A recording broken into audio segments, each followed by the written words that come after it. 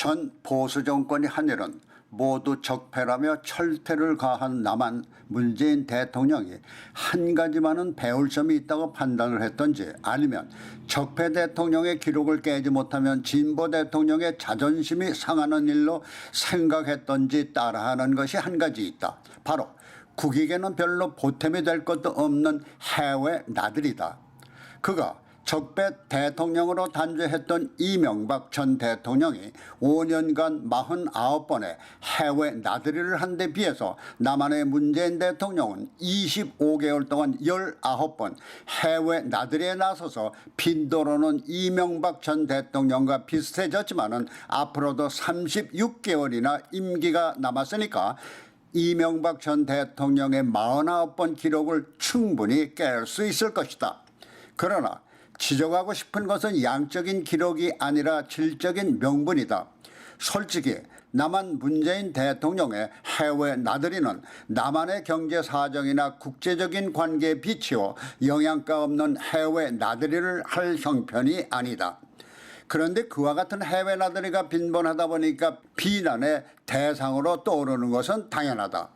실속 없는 해외 나들이에 번번이 영부인까지 동반하는 것은 물론 꼭 관광지를 찾는 데서 국가의 이익을 위한 공적 여행이 아닌 공적 여행을 빙자한 부부 동반 관광여행이라는 지탄을 받고 있는 것이다. 이런 여행에 국민들의 세금으로 마련된 전용기는 물론 경비까지 그 세금으로 사용하고 있으니 이것은 국민을 위한 대통령이 국민들에게 민폐를 끼치는 격이다. 이번 북유럽 3개국 순방도 그렇다. 남한의 언론들은 혁신과 평화, 포용을 주제로 6일 여간의 순방이 될 것이라고 애써 의미를 부여하고 있지만은 그동안의 부부 동반이나 함께 인도를 다녀온 영부인이 얼마가 안 돼서 엎드려 절받기식으로 인도를 홀로 찾은 전례들을 보면서 오히려 국가적인 목적보다는 관광에 무게를 두고 있다는 지탄을 면하기 어렵다. 그도 그럴 것이 그동안 19번의 해외 나들이 중에 단 한 번 영부인이 빠진 외에 18번을 함께 갔는데 그때마다 목적지의 유명 관광지가 끼어 있어서 그런 지적을 부인하기 어려운 것이다. 이번 북유럽 3개국 순방의 한 가지 예를 보자.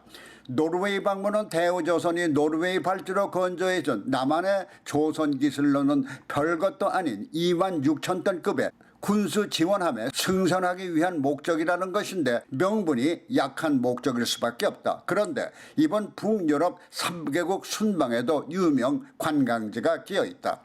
차라리 군수지원함 승선보다는 거기서 얼마 되지 않은 헝가리 다뉴브강을 찾아가 인양을 했다는 유람선 히브레니아호를 찾아서 한국인 희생자들을 추념이나 했으면 좋았을 텐데 세월호처럼 보탬이 되지도 않고 관광이 될 수도 없었던 것으로 생각했던 것 같다.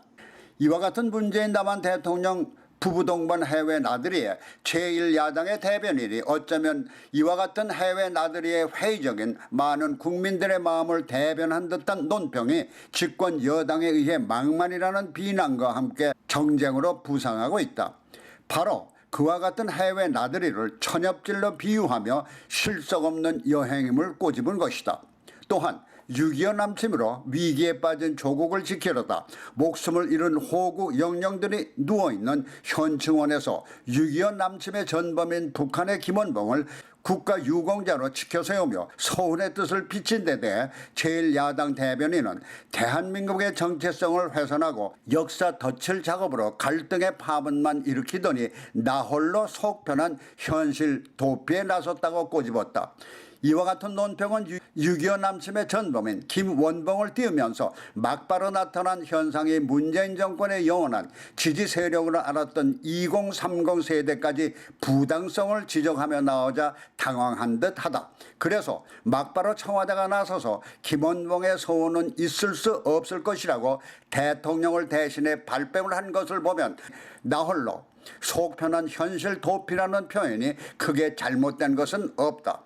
오히려 이런 표현을 비난하며 정쟁으로 몰아가는 집권 여당과 현 정권이 국민 정서도 살피고 잘못을 반성하는 기회로 삼는 것이 그나마 실추되는 인기를 조금이나마 만회하는 길일 것이다.